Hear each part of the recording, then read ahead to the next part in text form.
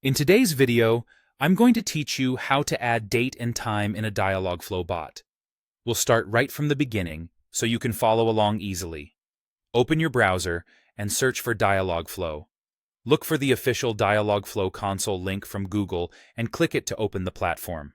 If you're not already signed in, sign into your Google account so you can access your agent. Once you're in the console, head to the Intent section. Here, create a new intent and give it a clear, descriptive name. For example, schedule.appointment. A straightforward name helps you stay organized as your bot grows and makes it easier to find and manage related logic later. Next, add training phrases to teach Dialogflow what users might say. Type an example like, "I want to book for tomorrow at 2 p.m." You can include a few variations that sound natural to your users, but keep them short and realistic. Dialogflow will use these examples to learn how to extract the right information.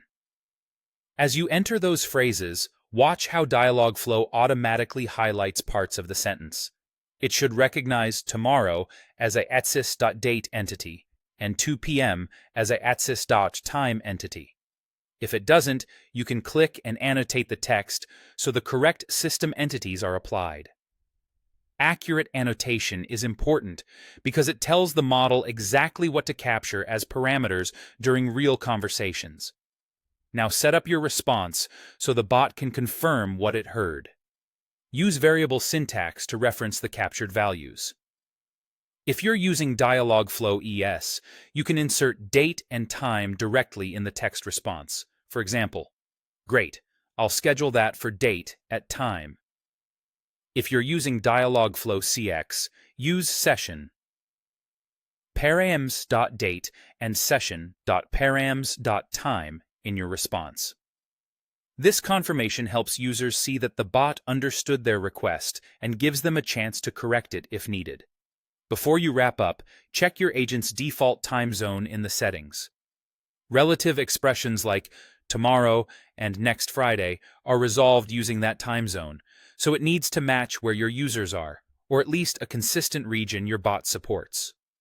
This step prevents misunderstandings, especially for users booking across different locations or when using AM/PM formats. That's it. You searched for Dialogflow, opened the console, signed in, created a clear intent, added training phrases, ensured the date and time were annotated, set up a response that echoes those values, and confirmed your time zone so relative dates resolve correctly.